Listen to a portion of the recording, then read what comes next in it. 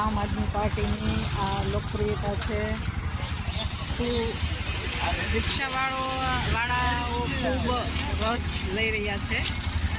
એક પણ રૂપિયો નથી જોતો. બેન, તમે તમારું સ્ટીકર લગાવી દો. અમે આમ આદમી પાર્ટીને દિલથી ચાહીએ છીએ. આ રિક્ષાવાળા ભાઈ છે, જો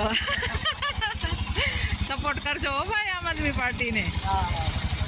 જો આ ભાઈ રિક્ષાવાળા પોતે છે. પોસ્ટર લગાવવાનો શર્ટ મળ્યો તમને?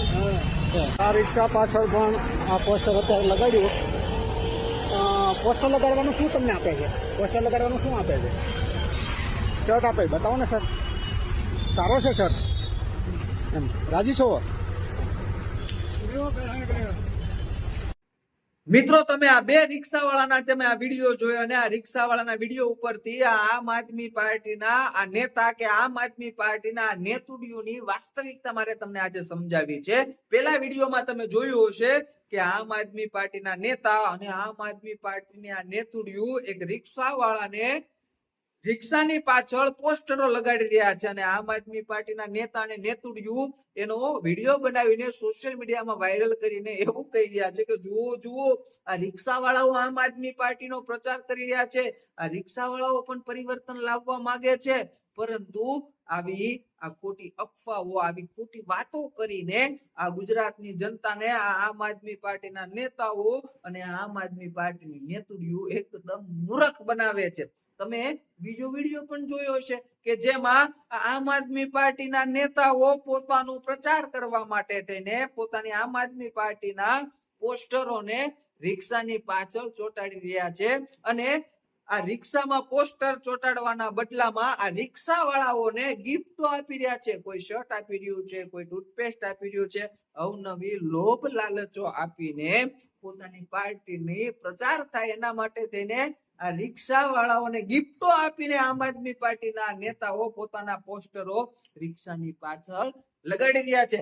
આ વાત ઉપરથી આ ગુજરાતની જનતા આ બંને વિડીયો ઉપરથી સમજી જવું જોઈએ કે આ ગુજરાતની જનતાને મૂર્ખ બનાવવા માટે તેને આમ આદમી પાર્ટીના નેતાઓ નત નવા આવા ગતકડા કરતા રહેતા હોય છે. આ લોકો તમને દેખાડે કઈક બીજું હોય છે અને હકીકતમાં તમે જે બીજો વિડીયો આ ગિફ્ટ આપતો જોયો ને હકીકતમાં આવું જ હોય છે. તમને દેખાડશે મૂર્ખ બનાવવા માટે તેને કેવું કે જુઓ જુઓ, આ રિક્ષાવાળાઓ પ્રચાર કરી રહ્યા છે આમ આદમી પાર્ટીના. પરંતુ તમારે બીજા વિડીયો પર વિશ્વાસ રાખવાનો છે, કારણ કે આપના નેતાઓ આવી જ રીતે આ ગુજરાતની જનતાને મૂર્ખ બનાવે છે અને પાછા અરવિંદ કેજરીવાલના ચેલા ચપાટાઓને આ ખાલિસ્તાની આતંકવાદીના ફંડ ઉપર જીવતા ગુજરાતના આમ આદમી પાર્ટીના નેતાઓને ગુજરાતની અંદર પરિવર્તન લાવવું છે. એટલે ભાઈ શેનું પરિવર્તન? આ ગુજરાત ભારત દેશ નહીં પણ વિશ્વની અંદર એક આગવું સ્થાન ધરાવે છે અને તમારે હજી એમાં પરિવર્તન લાવીને આ ગુજરાતને તમારે દિલ્હીમાં જે રીતે બાંગ્લાદેશીઓ માટે થઈને રહેવાની વ્યવસ્થા અરવિંદ કેજરીવાલની સરકારે કરી હતી, એવી રીતે પરિવર્તન લાવીને તમારે આ ગુજરાતની અંદર બાંગ્લાદેશીઓને વસાવવા છે.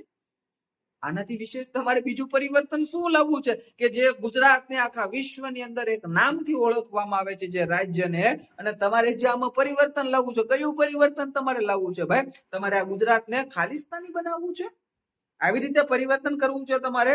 આ ગુજરાતની જનતાએ ક્યારેય પણ આમ આદમી પાર્ટીના આ નેતાઓ કે આ નેતુડીઓનો વિશ્વાસ કરવો જોઈએ નહીં, કારણ કે આ આપણા વિકસિત ગુજરાતને બરબાદ કરવા માટે થઈને, આપણા વિકસિત ગુજરાતને અંદરથી ખોખલું કરવા માટે થઈને ખાલિસ્તાની આતંકવાદીઓ પાસેથી ફંડ મેળવીને આજે ગતકડા કરી રહ્યા છે. આ ગતકડા કરનારા આમ આદમી પાર્ટીના નેતા આ નેતુડીઓને આ ગુજરાતની જનતાએ ઓળખી લેવાની જરૂર છે. વાતો કરે છે પરિવર્તનની, પણ પરિવર્તન કોનું? પરિવર્તન પોતાનું કરવું છે ભાઈ.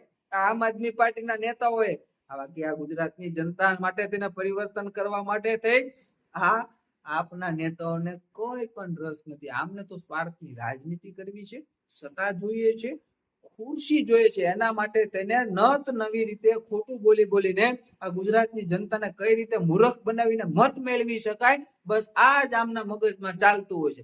બાકી આ ગુજરાતના વિકાસમાં આ લોકોને કઈ લેવા દેવા છે નહીં. આ વાત ગુજરાતની જનતાએ વહેલામાં વહેલી તકે સમજી જવાની જરૂર.